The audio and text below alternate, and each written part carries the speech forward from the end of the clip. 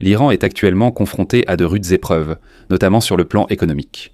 Pendant de nombreuses années, la République islamique d'Iran a démontré qu'elle pouvait tenir par ses propres moyens, même sous les sanctions imposées par d'autres pays. Ils appellent cela l'autosuffisance, ce qui signifie ne pas dépendre des autres. Mais aujourd'hui, la situation change. Selon certains rapports, l'économie de l'Iran souffre en raison des restrictions commerciales. Lorsqu'un pays ne peut pas exporter, il perd des revenus et lorsque les importations sont également limitées, l'offre de produits, en particulier de nourriture et de biens essentiels, devient insuffisante. Il y a également des rapports indiquant que certains navires ne peuvent pas quitter les ports iraniens en raison des tensions autour du détroit d'Ormuz et du golfe d'Oman, qui sont des routes importantes pour le commerce mondial. Lorsque cela se produit, l'effet est double. Il n'y a pas de revenus qui entrent et il y a aussi un manque de produits qui arrive.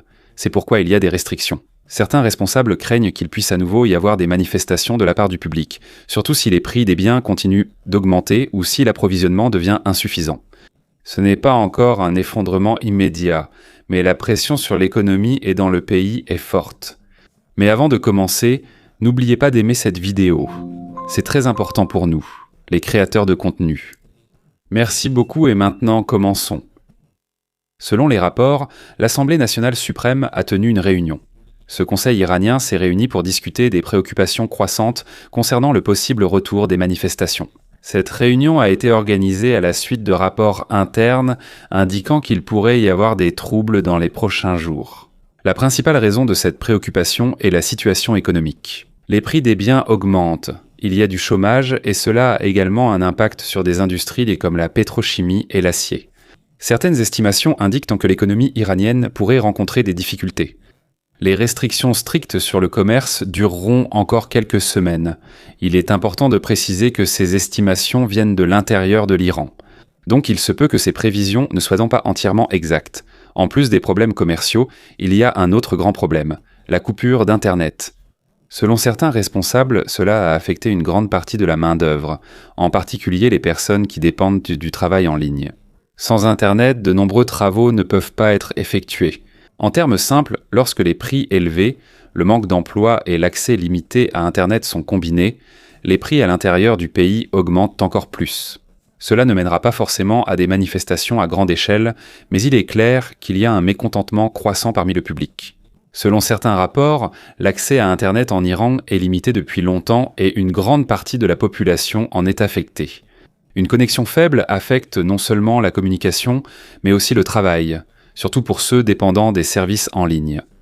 Dans une telle situation, la frustration du public s'intensifie, surtout lorsque cela coïncide avec la hausse des prix et le manque d'emploi.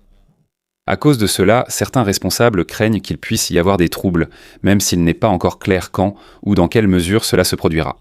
Dans une telle situation, le gouvernement essaye de trouver des moyens de faire baisser les prix, surtout en ce qui concerne l'économie et la sécurité.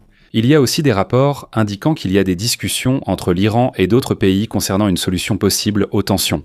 Cela inclut des questions de commerce et de sécurité dans la région. En même temps, l'Iran a également des contacts diplomatiques avec d'autres pays comme la Russie, où des réunions ont lieu entre les responsables pour discuter de la situation. Dans l'ensemble, il y a une combinaison de pression économique, d'accès limité à Internet et de tensions politiques qui posent ce problème à l'intérieur de l'Iran. Mais ce qui va exactement se passer n'est pas encore certain et la situation continue d'évoluer. Une séquence vidéo est apparue montrant une réunion entre des responsables iraniens et russes avant une discussion à huis clos qui a duré près de 2 heures. Avant le début de la réunion, la partie iranienne a précisé que leur visite était destinée à la coordination et non à demander de l'aide. Cela montre que l'Iran accorde de l'importance à son image d'indépendance, même au milieu des difficultés.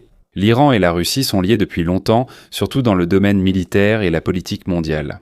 Il y a des rapports qui disent que les deux pays ont coopéré dans certains domaines, mais tous les détails ne sont pas clairs ou confirmés publiquement. Actuellement, les deux pays ont leurs propres défis. La Russie est également occupée par d'autres conflits, donc sa capacité à aider dans d'autres situations peut être limitée. La réunion étant à huis clos, on ignore ce qui a été discuté. Mais la présence des responsables de la sécurité indique que les questions de sécurité faisaient partie des sujets abordés. Dans une telle situation, il y a une communication et une coordination continue entre l'Iran et la Russie. Mais il y a encore beaucoup d'aspects qui ne sont pas clairs pour le public. Certaines choses ne sont pas immédiatement évidentes, surtout lorsque la discussion était privée.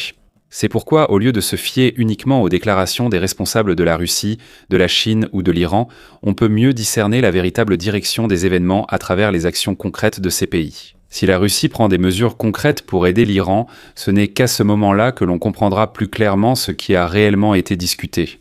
Pour l'instant, les déclarations officielles des deux parties manquent de détails et n'indiquent rien de précis sur ce qui a été discuté. L'Iran fait aussi face à un problème majeur de stockage du pétrole. Selon Kepler, une société mondiale de recherche qui fournit des données sur le marché pétrolier, l'Iran dispose d'une capacité de stockage de pétrole limitée. On estime qu'il pourrait être estimé. Cela ne durerait que de 12 à 22 jours selon la situation réelle. Le chiffre exact n'est pas connu car toutes les données ne sont pas claires. Mais cela donne une idée du peu d'espace disponible pour le stockage du pétrole. De plus, selon leurs observations, ils n'ont vu aucun pétrolier réussir à quitter la région autour du golfe d'Oman. Cela signifie que même si les navires en Iran sont remplis, ils ont du mal à atteindre les acheteurs. À cause de cela, cela pourrait être un succès. Le pétrole s'accumule à l'intérieur du pays ou dans les eaux voisines, ce qui aggrave encore les problèmes économiques. Pour faire simple, si les exportations de pétrole ne peuvent pas sortir, l'Iran perd sa principale source de revenus. Et c'est l'un des plus grands défis auxquels il est confronté aujourd'hui. Il est important de comprendre comment fonctionne la situation en mer. Il y a des rapports qui disent que certains pétroliers parviennent à traverser le détroit d'Ormuz, mais cela ne veut pas dire qu'ils peuvent continuer à sortir sans interruption. Selon certaines analyses, même si les navires quittent moins les ports iraniens et traversent le détroit d'Ormuz, ils ont encore du mal à atteindre des destinations plus lointaines en dehors du golfe d'Oman. Pendant ce temps, les navires à destination d'autres pays comme l'Arabie Saoudite ou l'Irak ne sont pas affectés de la même manière. Ainsi, ils peuvent poursuivre leurs opérations normalement. Une autre façon de voir cet effet est d'utiliser des satellites. Il y a des rapports indiquant qu'un plus grand nombre de pétroliers sont à l'arrêt. Dans certaines parties de la mer, cela peut être un signe de retard de voyage ou d'attente d'autorisation. Dans ce genre de situation, même si les navires sont remplis de pétrole, si celui-ci n'arrive pas à l'acheteur, cela ne génère pas de revenus non plus. Parallèlement, des rapports signalent la poursuite des efforts diplomatiques. Selon certaines sources, l'Iran pourrait présenter une nouvelle proposition aux États-Unis après le refus du plan précédent. Il y a des pays tiers comme le Pakistan qui devraient aider en tant que médiateurs. Pour l'instant, la situation reste instable. La suite des événements dépendra des nouvelles propositions, des négociations et des décisions de chaque partie. À ce stade, certains navires sont déjà en train de partir, mais tous n'arrivent pas à destination. Et en même temps, les discussions continuent pour trouver une solution. Il y a un autre aspect important à considérer, son impact sur la vie quotidienne des gens. En raison des difficultés économiques persistantes, ce ne sont pas seulement les responsables qui sont touchés, mais aussi les entreprises. Cela se ressent aussi progressivement dans la vie quotidienne. Prix de la nourriture, disponibilité des produits essentiels et capacité à gagner sa vie. Lorsqu'un pays a du mal à exporter, ce n'est pas seulement le revenu qui est perdu. Tout le processus est également affecté, de la production à la livraison. Et lorsque l'arrivée des produits est également limitée, il devient plus difficile de faire face à la pénurie. Dans ce genre de situation, les prix des biens ont tendance à augmenter. Ce n'est pas parce qu'on veut augmenter les prix, mais à cause du manque d'approvisionnement et de livraison. Et lorsque les prix augmentent, cela se fait surtout sentir chez les personnes ayant un revenu fixe ou sans emploi stable. En même temps, cela a aussi un impact sur les petites entreprises. Lorsqu'ils ont du mal à s'approvisionner ou que la demande diminue à cause de la hausse des prix, leurs opérations ralentissent. Pour l'expliquer simplement, les difficultés économiques ne concernent pas seulement le gouvernement. Elles touchent aussi la vie quotidienne des gens. Il y a une autre chose à considérer, la confiance du peuple. Lorsque les gens ne sont pas sûrs de ce qui va se passer ensuite, s'ils se demandent si les prix vont encore augmenter, s'ils auront un emploi ou si la situation sera stable, ils deviennent plus prudents dans leurs dépenses. Et lorsque beaucoup de gens deviennent prudents dans leurs dépenses, l'économie ralentit encore plus. C'est ce que certains analystes appellent une boucle de rétroaction. À mesure que l'économie s'affaiblit, les gens deviennent plus prudents. Et plus les gens deviennent prudents, plus l'économie ralentit. Cela ne se produit pas immédiatement. Mais avec le temps, il devient plus difficile à contrôler. De plus, la valeur de l'argent est également affectée. Lorsque la confiance dans l'économie diminue, la valeur de l'argent peut aussi baisser. Et lorsque la monnaie s'affaiblit, les produits importés deviennent plus chers. Cela signifie que même si l'offre ne manque pas, les prix continuent d'augmenter à cause du taux de change. Dans ce genre de situation, tout devient plus compliqué parce que beaucoup de choses se produisent en même temps. Ce n'est pas simplement une question d'offre et de demande, c'est une combinaison de restrictions commerciales, de problèmes internes au pays et de pressions extérieures. Et plus cette situation dure, plus chaque décision des dirigeants devient importante. Car même une petite mesure peut avoir un grand impact sur l'ensemble du système, et c'est là qu'on voit pourquoi il ne suffit pas d'avoir un plan. Il faut savoir quand l'appliquer et comment l'expliquer aux gens, car dans ce genre de situation, il est aussi important de savoir comment le public le perçoit. Si les gens voient qu'il y a une direction claire, la tension peut diminuer. Mais si la confusion continue, la pression peut augmenter, même s'il n'y a pas de nouveaux problèmes. Au final, il ne s'agit pas seulement de ce qui se passe en ce moment, mais de la façon dont les gens le comprennent, et de la manière dont ils vont y faire face dans les jours à venir. Il y a une autre chose qui passe souvent inaperçue, son impact sur le plan du pays pour l'avenir. Dans ce genre de situation, les dirigeants ne pensent pas seulement aux problèmes actuels. Ils pensent aussi à ce qui pourrait arriver ensuite. Par exemple, si les restrictions à l'exportation et à l'importation se poursuivent, la façon dont les industries ponctuent industries fonctionnent pour ça pourrait changer. Il y a des entreprises qui pourraient réduire leur production. D'autres chercheront des moyens alternatifs pour continuer, comme déplacer la chaîne d'approvisionnement ou chercher de nouveaux marchés. Mais ce n'est pas un processus rapide.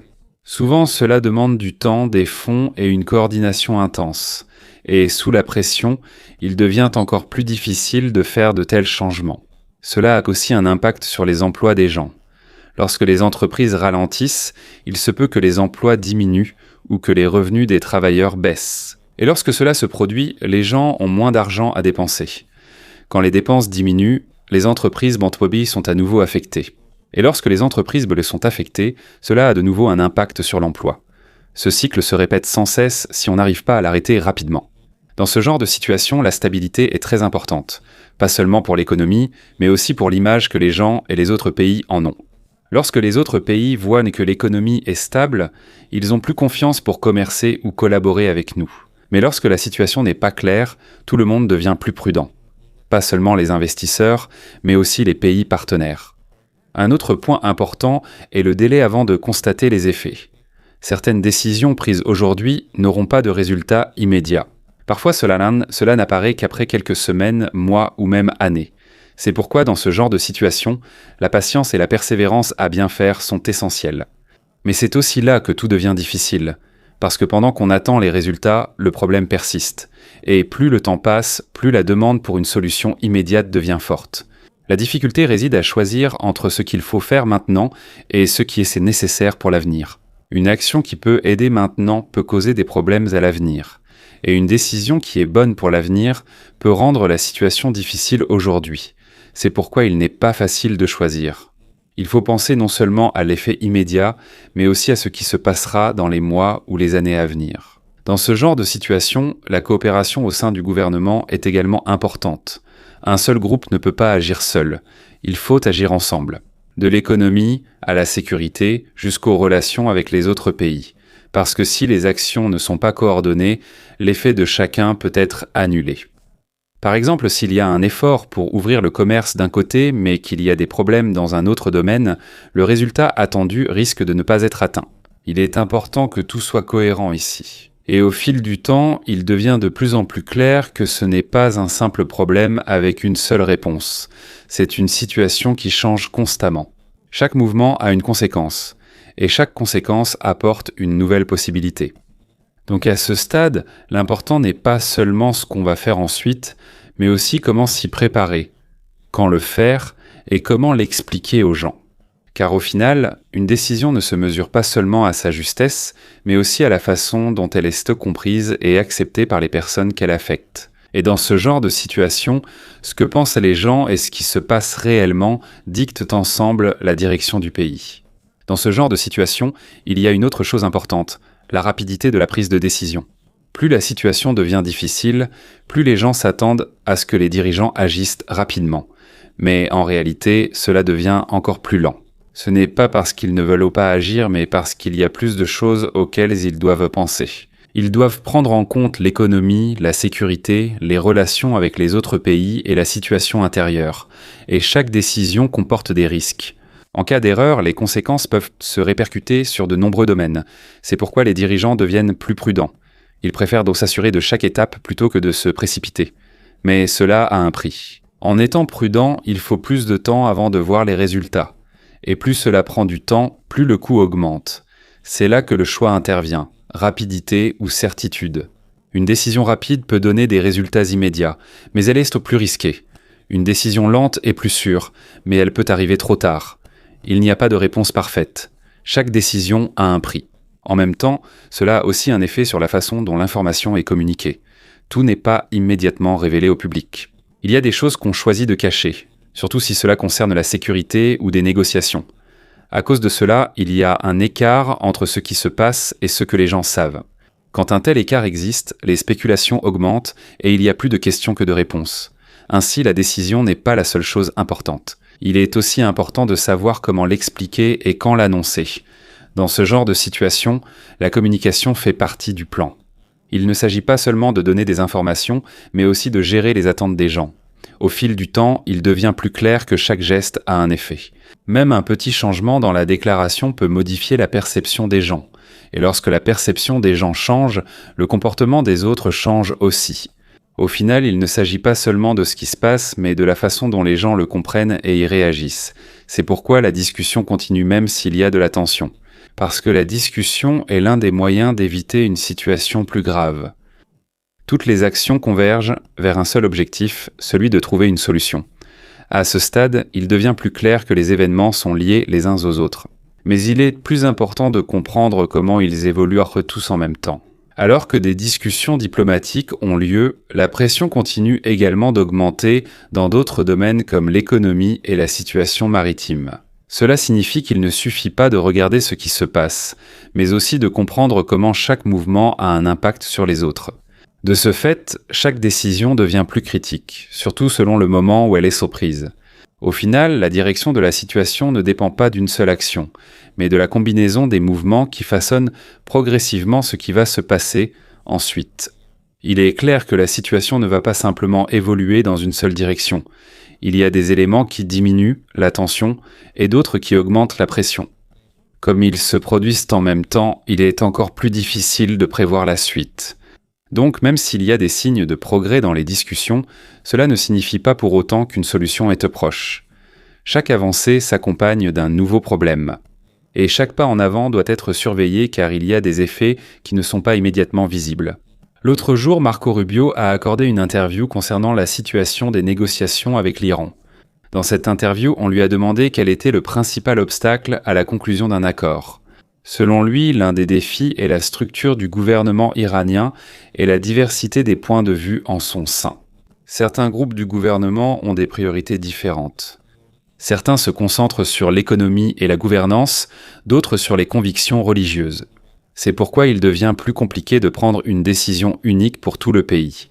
Il a également mentionné qu'il y a des questions concernant le leadership en Iran, surtout en ce qui concerne qui détient réellement le pouvoir final dans la prise de décision. Pour l'instant, les détails complets de ces dynamiques internes ne sont pas clairs à l'extérieur du pays. Il y a aussi des rapports indiquant qu'il y a de nouvelles informations concernant l'état du guide suprême de l'Iran, mais les messages qui circulent sont contradictoires, donc ce n'est pas encore tout à fait clair. À ce stade, l'un des plus grands obstacles à tout accord est la situation interne de l'Iran. Surtout en ce qui concerne la manière dont les décisions sont prises et qui en a le contrôle. Lors de la réunion de Vladimir Poutine avec le ministre iranien des Affaires étrangères, il a mentionné un message provenant du guide suprême de l'Iran. Selon Poutine, il transmet ses remerciements et ses vœux de santé au leader iranien. Cela montre qu'il y a une communication entre les deux parties. Mais il n'est pas clair comment exactement le message a été transmis, s'il s'agit d'une lettre, d'une déclaration officielle ou d'un autre moyen. À cause de cela, il reste des questions sur la situation et le rôle du guide suprême. D'autant plus que les informations rendues publiques sont limitées. Pendant ce temps, Marco Rubio a également été interrogé au sujet de la proposition de l'Iran. La proposition de l'Iran est de donner la priorité aux discussions sur le détroit d'Ormuz et la situation en mer, et de reporter les discussions sur le programme nucléaire. Dans la réponse de Rubio, il est clair que pour les États-Unis, la question nucléaire est la principale raison de cette tension. Cela signifie que même s'il y a d'autres sujets qui peuvent être discutés, ils ne peuvent pas être séparés de la préoccupation plus large concernant le programme nucléaire de l'Iran. Pour faire simple, il y a des communications et des propositions en cours. Mais le cœur de la discussion reste la question nucléaire. C'est pourquoi il est difficile de parvenir à un accord si cela n'est pas résolu. Certains affirment que si l'Iran acquiert des armes nucléaires, le risque augmentera dans toute la région. C'est l'une des principales raisons pour lesquelles la question nucléaire est sensible entre les États-Unis et d'autres pays. Il faut rappeler qu'en période de tension, de nombreuses accusations et contre-accusations proviennent de divers camps. Ces affirmations ne sont pas toutes vérifiées, il faut donc examiner la situation avec prudence et sur la base d'informations vérifiées. Lors de l'interview de Marco Rubio, il a déclaré qu'il était possible que l'Iran soit intéressé par un accord, surtout en raison des problèmes auxquels il est actuellement confronté. Cela inclut la pression économique, les sanctions et les problèmes internes du pays qui se sont encore aggravés dans la situation actuelle. Selon lui, même avant la montée des tensions, l'Iran avait déjà des problèmes, surtout sur le plan économique, et ceux-ci persistent jusqu'à aujourd'hui. On lui a également demandé ce qui pourrait se passer s'il n'y avait pas d'accord. Sa réponse est que cela dépend de la décision des dirigeants des États-Unis, mais il a mentionné que le niveau de pression et de sanctions contre l'Iran est déjà élevé et cela pourrait encore augmenter. Il y a une pression sur l'Iran pour parvenir à un accord en raison de ces problèmes, mais la situation reste compliquée à cause des préoccupations de sécurité et des tensions politiques. Pour mieux comprendre pourquoi l'Iran agit ainsi aujourd'hui, il faut aussi regarder sa longue histoire, pas seulement depuis la révolution iranienne, mais aussi des périodes plus anciennes comme la dynastie Qajar. Si l'on examine la situation dans son ensemble, on voit qu'elle ne provient pas d'un seul problème. Cela résulte de nombreux événements qui se sont accumulés progressivement au fil du temps. Certaines décisions passées ont encore des effets aujourd'hui, tandis que des événements actuels façonneront l'avenir. Dans ce genre de situation, il ne suffit pas de regarder qu'une seule partie du problème. Il faut comprendre cela comme un processus continu, où chaque partie est liée à la suivante, et à mesure que la situation évolue dans l'économie, la politique et les relations avec d'autres pays, chaque action entreprise aujourd'hui devient encore plus importante. Car au final, le résultat ne dépend pas seulement de ce que l'on fait aujourd'hui, mais aussi de la façon dont cela est lié à ce qui s'est passé auparavant et aux prochaines étapes à venir. Il est clair que la situation continue d'évoluer et peut changer à tout moment. C'est pourquoi il est important de surveiller non seulement ce qui est dit, mais aussi ce que fait chaque partie. C'est ainsi que l'on pourra voir vers où se dirige la suite des événements. En d'autres termes, la situation actuelle est le résultat d'une longue histoire, et pas seulement des événements récents.